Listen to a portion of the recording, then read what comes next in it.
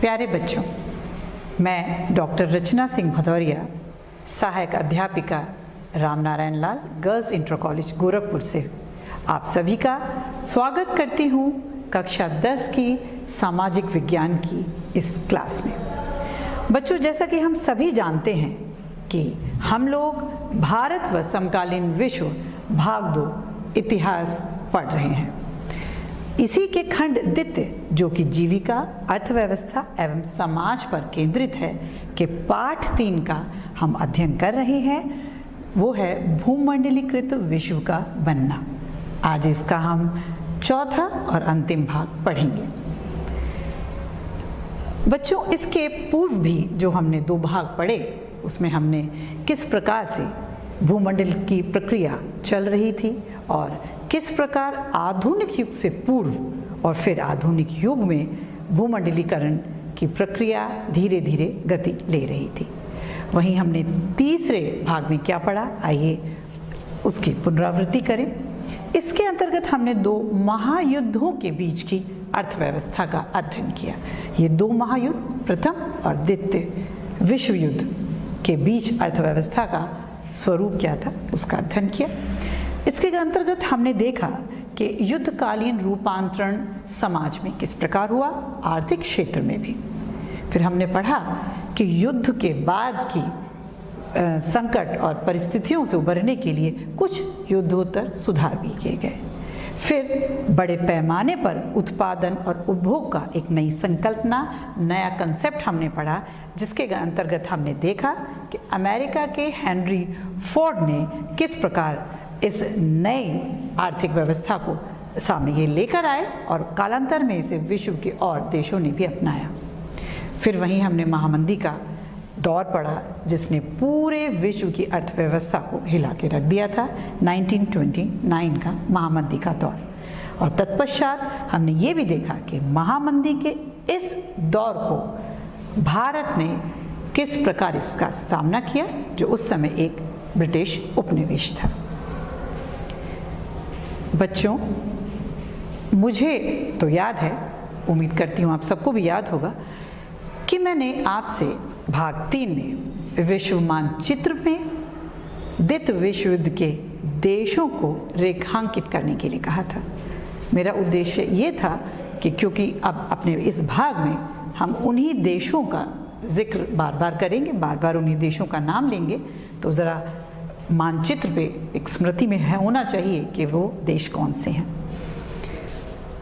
उम्मीद है आप सबने किया होगा। चलें एक बार आप इसे मेरे साथ भी करें। द्वितीय विश्व युद्ध में बच्चों फिर 2 बड़ी शक्तियां सामने थी।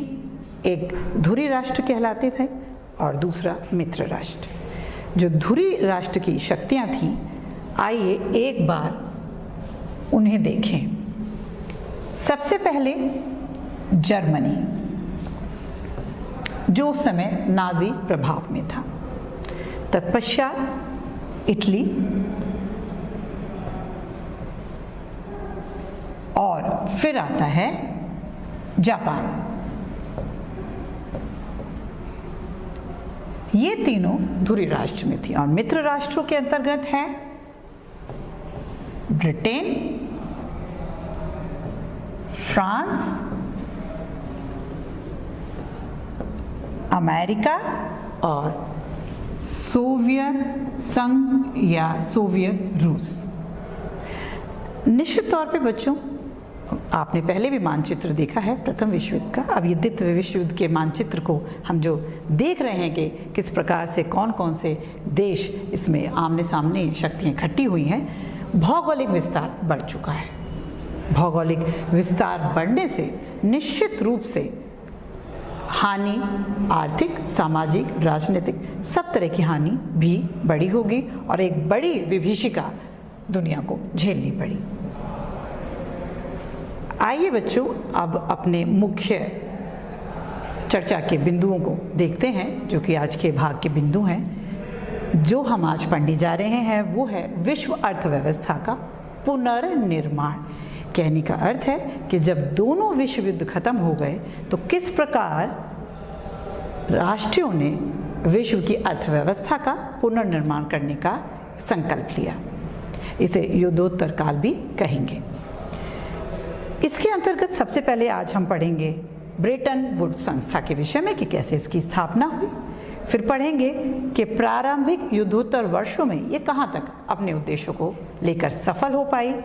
फिर हम पढ़ेंगे अनौपनिवेशीकरण और स्वतंत्रता के विषय में कि कैसे उपनिवेशों ने स्वतंत्रता पाई अपने औपनिवेशिक राज्यों से, और फिर ये भी पढ़ेंगे कि किस हद तक ब्रेटन वुड्स संस्था इनके लिए फायदेमंद रही या नहीं रही, और तत्पश्चात इस संस्था का समापन हो गया और वैश्वीकरण का शुरुआत हुई।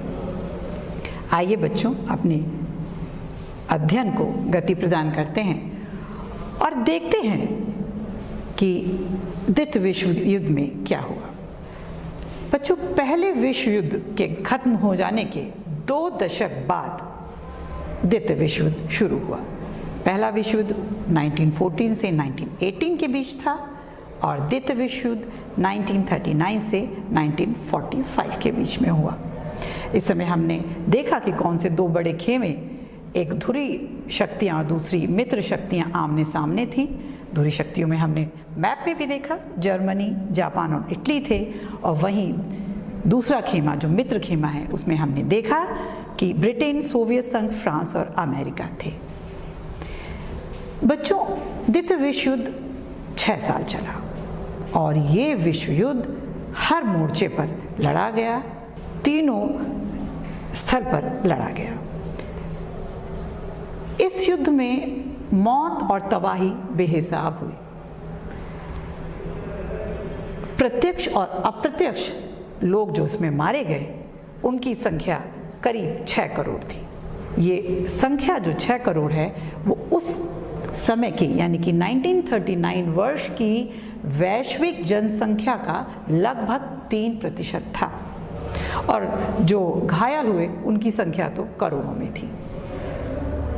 बच्चों, अब तक किसी भी युद्ध में मोर्चों पर लड़ने वालों की ही मृत्यु होती है, किंतु इस विश्व युद्ध में ऐसे बहुत लोग मारे गए जो किसी भी मोर्चे पर लड़े ही नहीं थे। विशेषकर यूरोप और एशिया में बच्चों विशाल भूभाग तबाह हो गए, हवाई बमबारी और लगातार गोलीबारी से शहर खत्म हो गए। इस युद्ध ने आर्थिक और सामाजिक तबाही को जन्म दिया। निश्चित तौर पे जब इतना बड़ा विश्व युद्ध होगा तो किसी भी स्तर पे आर्थिक और सामाजिक स्थिरता संभव थी ही नहीं। ऐसे हालात में पुनर्निर्माण का काम थोड़ा मुश्किल सभी को प्रतीत हुआ। युद्धोत्तर काल में पुनर्निर्माण का काम भी अब 2 बड़े खेमों के हाथ में आ गया, मतलब विश्व भी अब 2 बड़े खेमों में बट गया, जिसमें पश्चिमी विश्व में अमेरिका जो आर्थिक, राजनीतिक और सैनिक दृष्टि से एक वर्चस्वशाली शक्ति था, नेतृत्व कर रहा था, और पूर्वी देशों की जो दुनिया का नेतृत्व सोवियत संघ कर रहा था, जो अपने आप में काफ़ी शक्तिशाली था और इसका भी वर्चस्व था। आइए बच्चों, इस चित्र में देखें जो आप ही की पाठ्यपुस्तक से लिया गया है। इस चित्र में हम देख सकते हैं कि रूस पर किस प्रकार जर्मन टुकड़ियां हमला कर रही हैं, और वहीं दूसरी ओर हम सोवियत रूस में जो तबाही हुई थी उसका एक मंजर आपके सामने है, देख सकते हैं। स्टालिनग्राद नामक शहर का आप स्थिति देखिए, किस प्रकार सिर्फ और सिर्फ शहरों के भग्नावशेष, बिल्डिंग्स के पिलर्स ही आपको दिखाई देते हैं। कहने का अर्थ है कि ऐसा देख के लगता ही नहीं है कि ये कभी कोई शहर भी रहा होगा। इस प्रकार की तबाही हुई थी। अब इतनी बड़ी तबाही हो जाने के बाद, जैसे कि हम कह रहे हैं कि अंतर्राष्ट्रीय स्तर पे औद्योगिक देश सभी अब चाहते थे कि कुछ व्यवस्था की जाए आर्थिक स्थिति को सुधारने के लिए। इस महायुद्ध के बाद बच्चों जो आर्थिक अनुभव अर्थशास्त्रियों और राजनीतिज्ञों के बीच आए, उन्होंने इससे 2 सबक लिए। पहला सबक, बहुत ध्यान से सुनिएगा इन 2 सबकों को। पहला सबक ये लिया कि वृहद उत्पादन यानी कि मास प्रोडक्शन जो औद्योगिक समाज को के लिए ज़रूरी था, जो हो रहा था, उसके लिए अब ज़रूरी है कि व्यापक उपभोग भी हो। कहने का अर्थ है अगर बहुत ज़्यादा प्रोडक्शन हो रहा है तो उसका कंजप्शन भी हो, लेकिन जब अर्थव्यवस्था ही खराब हो गई, अर्थव्यवस्था ही जीर्ण शीर्ण हो गई, तो किस प्रकार एक आदमी अपनी आमदनी इतनी रखेगा कि वो व्यापक उपभोग कर सके। तो ज़रूरत लोगों को लगी कि किस प्रकार व्यापक उपभोग की स्थिरता लाई जाए और आमदनी को बढ़ाया जाए और उसमें स्थिरता लाई जाए। लेकिन बच्चों, बाजार जो है वो पूर्ण रोजगार की गारंटी नहीं दे सकता। कीमत, उपज और रोजगार के आने जाने और इस उतार चढ़ाव से सदैव ही बाजार प्रभावित रहता है।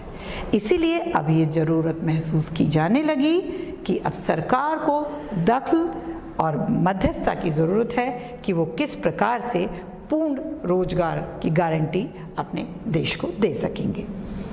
वहीं दूसरा सबक ये लिया कि जो बाहरी दुनिया से व्यापार होता है देशों का, उन आर्थिक संबंधों में किस प्रकार पूर्ण रोजगार का लक्ष्य हासिल किया जा सके।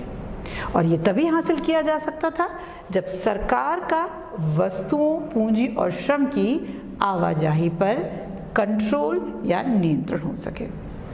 हम लोगों ने अपने पिछले भाग में पढ़ा कि वस्तु, पूंजी और श्रम, ये अर्थशास्त्रियों ने 3 प्रवाह बताए हैं अंतर्राष्ट्रीय आर्थिक व्यवस्था में। इन तीनों पर अगर सरकार कंट्रोल करती है तभी बाहरी दुनिया से व्यापार को हम अपने पक्ष में कर पाएंगे। संक्षेप में ये कहें कि युद्धोत्तर अंतर्राष्ट्रीय आर्थिक व्यवस्था में मुख्य उद्देश्य ये रखा गया कि औद्योगिक विश्व में आर्थिक स्थिरता किस प्रकार लाई जाए और कैसे पूर्ण रोजगार की स्थिति बनाई जाए। बच्चों, इसी फ्रेमवर्क पे काम करने के बाद 1944 में अमेरिका स्थित न्यू हैम्पशायर के ब्रेटन वुड्स नामक स्थान पर एक सम्मेलन आयोजित किया गया और इसी में एक विशेष प्रकार की मौद्रिक और वित्तीय सहमति बनी। आइए देखें वो क्या था। इसके सदस्य जो देश थे वो विदेश व्यापार में लाभ और घाटे से निपटने के लिए ब्रेटन वुड्स सम्मेलन में अंतर्राष्ट्रीय मुद्रा कोष की स्थापना पर सहमति बनाने के लिए तैयार हुए। इसको हम IMF भी कहते हैं। कहने का अर्थ है कि IMF की एक तो स्थापना की गई विदेशी व्यापार में लाभ और घाटे से निपटने के लिए, और वहीं दूसरी ओर जो पुनर्निर्माण का काम था उसके लिए जो पैसा चाहिए था उसके लिए इन्होंने अंतर्राष्ट्रीय पुनर्निर्माण एवं विकास बैंक, जिसे हम लोग आम बोलचाल की भाषा में विश्व बैंक भी कहते हैं, उसका गठन किया गया। अब बच्चों, इन दोनों संस्थाओं का उदय की उत्पत्ति हमें पता है कि इस विशेष सम्मेलन के माध्यम से हुई थी। इसीलिए विश्व बैंक और IMF को ब्रेटन वुड्स की ट्विंस या जुड़वां संतानें कहा जाता है और इसीलिए युद्धोत्तर अंतर्राष्ट्रीय आर्थिक व्यवस्था को कभी कभी हम ब्रेटन वुड्स व्यवस्था के नाम से भी जानते हैं। विश्व बैंक और IMF ने 1947 में औपचारिक रूप से काम करना शुरू कर दिया। लेकिन बच्चों, इन संस्थाओं की जो निर्णय प्रक्रिया पर थी उस पर पश्चिमी औद्योगिक देशों का नियंत्रण ज़्यादा था। निश्चित तौर पे उन्हीं की समस्याओं को लेके, उसी को दृष्टि में रख के इन्होंने इन 2 संगठनों का निर्माण किया था और इसमें भी विशेषकर अमेरिका विश्व बैंक और IMF के किसी भी फैसले को वीटो कर सकता था। वीटो शब्द आपने कई बार सुना होगा बच्चों। वीटो का अर्थ है निषेधाधिकार। कहने का अर्थ है अगर किसी सदस्य के पास ये अधिकार है तो वह अपनी असहमति जाहिर करते हुए उस कोई बड़े फैसले को निरस्त कर सकता है। निश्चित तौर पे अमेरिका क्योंकि पश्चिमी अर्थव्यवस्था का उस समय मुखिया था तो उसका प्रभाव इन दोनों ही संगठनों पे था। अब बच्चों, ये अंतर्राष्ट्रीय मौद्रिक व्यवस्था जिसकी हम बात कर रहे हैं, ये राष्ट्रीय मुद्राओं और मौद्रिक व्यवस्थाओं को एक दूसरे से जोड़ती है। इसे थोड़ा समझने का प्रयास करें। ब्रेटन वुड्स व्यवस्था के अंतर्गत निश्चित विनिमय दरों का आधार लिया गया, इस पर ही इसे आधारित किया गया। इसको और समझिए कि इस व्यवस्था में ये कहा गया कि कोई भी राष्ट्र की अगर मुद्रा है, ये जो इनके सदस्य राष्ट्र हैं इनकी मुद्राएं हैं, जैसे कि भारतीय हम एक एग्जाम्पल लें, उस मुद्रा का जो एक विनिमय दर है वो डॉलर के साथ देखा जाएगा, उससे बंधा हुआ होगा, और $1 के बदले में कितने रुपए देने होंगे ये स्थिर होगा, ये फिक्स होगा।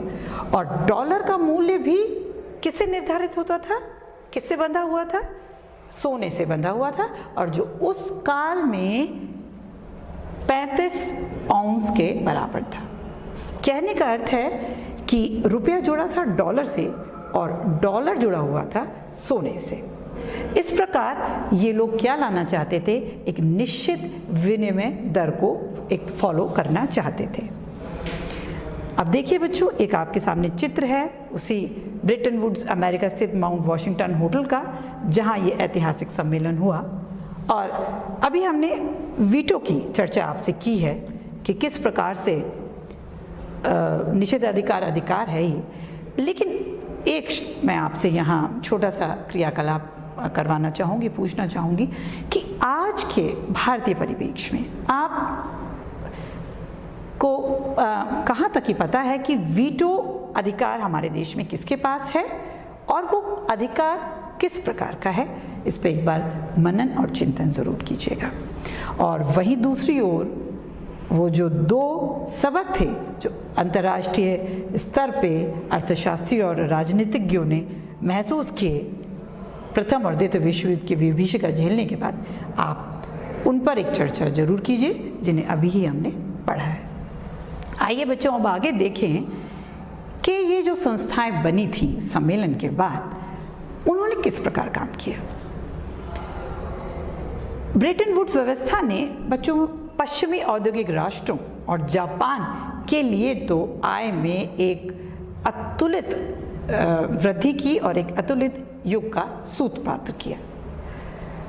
1950 से 1970 के बीच में विश्व व्यापार की विकास दर 8% से भी ज़्यादा हो गई।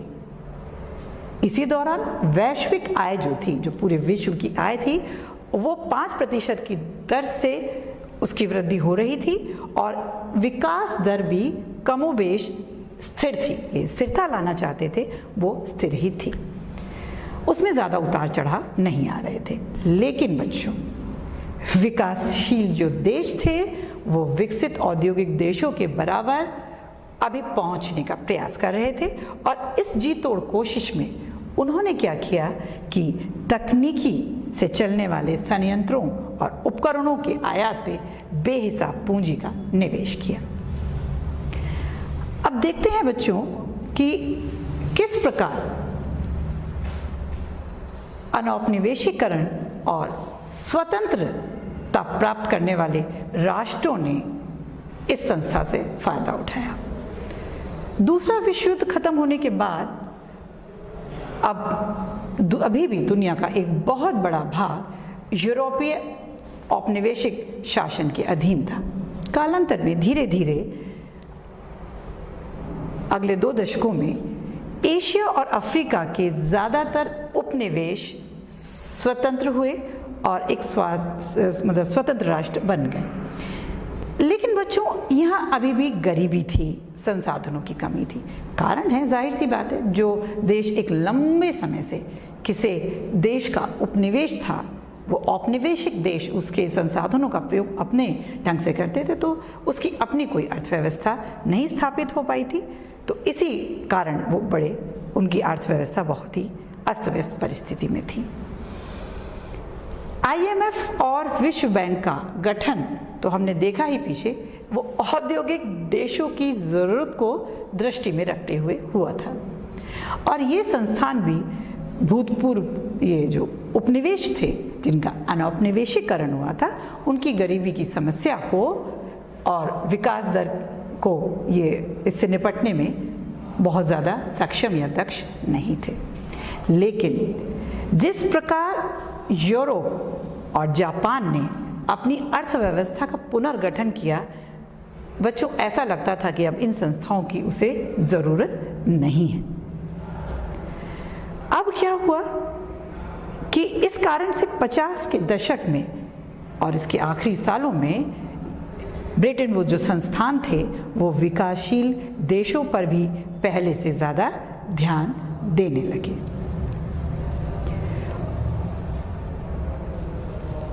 बच्चों, औपनिवेशिकरण के बहुत साल बीत जाने के बाद भी, यानी कि उपनिवेशों को अपने औपनिवेशिक देशों से छुटकारा मिल जाने के बाद भी अभी नव स्वाधीन राष्ट्रों की अर्थव्यवस्था पर किसका अधिकार था? इन्हीं औपनिवेशिक शक्तियों का ही नियंत्रण था। उदाहरण के तौर पे हम देख सकते हैं कि ब्रिटेन और फ्रांस के जितने भी उपनिवेश रह चुके थे या उसके राजनीतिक प्रभुत्व में जो देश थे, वो आज भी अपने संसाधनों और खनिज संपदा का खुलकर अपने लिए प्रयोग नहीं कर सकते थे। ब्रिटिश और फ्रांसीसी कंपनियां का ही उन पर नियंत्रण था और वे इस नियंत्रण को इतनी आसानी से छोड़ना भी नहीं चाहती थी। कई बार अमेरिका जैसे बहुत शक्तिशाली देशों ने भी क्या किया कि बहुराष्ट्रीय कंपनियों के माध्यम से इन विकासशील देशों के प्राकृतिक संसाधन का बहुत कम कीमत पर दोहन शुरू किया। अब बहुराष्ट्रीय कंपनियों के माध्यम से, तो मैं आपको यहाँ रोक के बस एक बात बताना चाहूँगी कि बहुराष्ट्रीय कंपनियों की स्थापना 1920 में हुई और 50 से 60 दशक में ये अपने चरम पर थी। ये बहुराष्ट्रीय कंपनियों की स्थापना आयातित सीमा शुल्क से बचने के लिए की गई थी। एक तरह से उससे बचाव का तरीका था कि ये लोग सामने वाले देश में अपने संयंत्र स्थापित कर लेते थे, ये कंपनियां, और वहीं के मजदूरों से काम करवा कर और कम वेतन पर और वहाँ के संसाधनों का उपयोग करके एक तरह से घरेलू उत्पादन का निर्माण करते थे। यहाँ भी वही हुआ। और दूसरी ओर ज़्यादातर विकासशील देशों को 50 और 60 के दशक में पश्चिमी अर्थव्यवस्था से कोई खास लाभ नहीं हुआ।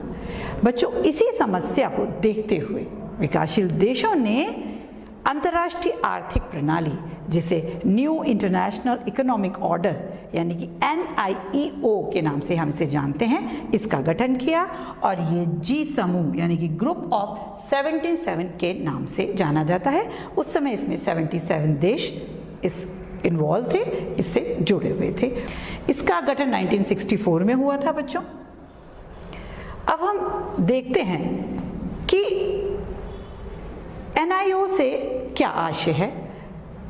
इस व्यवस्था के अंतर्गत बच्चों, इन्होंने ये चाहा कि अपने संसाधनों पर सही मायनों में ये लोग नियंत्रण स्थापित करना चाहते थे और ये चाहते थे कि जो कच्चा माल है इसका इन्हें सही दाम मिले और अपने तैयार माल को वो विकसित राष्ट्रों में भी किस प्रकार वहाँ उस बाज़ारों में इसे बेहतर ढंग से पहुँचा सकें। बच्चों, हमने देखा कि इस वक्त तक अब ब्रेटन वुड्स संस्था का कोई खास औचित्य नहीं रह गया था। सालों की स्थिर और तेज वृद्धि के बावजूद युद्धोत्तर दुनिया में सब कुछ ठीक नहीं चल रहा था।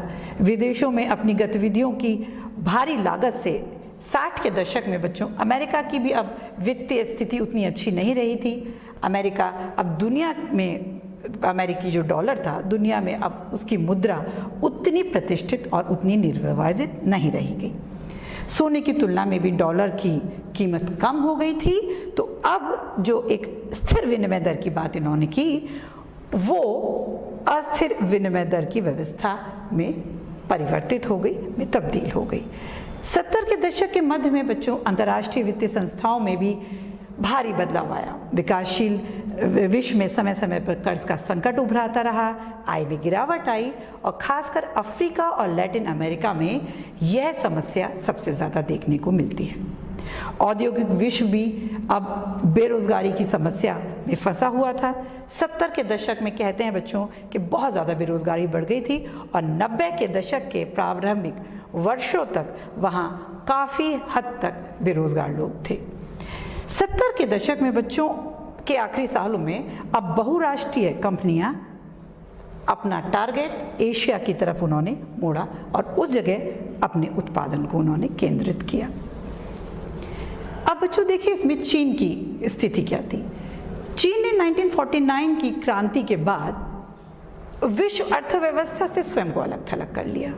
वहीं चीन में नई आर्थिक नीतियों और सोवियत खेमे के बिखराव तथा पूर्वी यूरोप की सोवियत शैली की व्यवस्था समाप्त हो जाने के पश्चात अब बहुत सारे देश दोबारा विश्व अर्थव्यवस्था का अंग बनने लगे।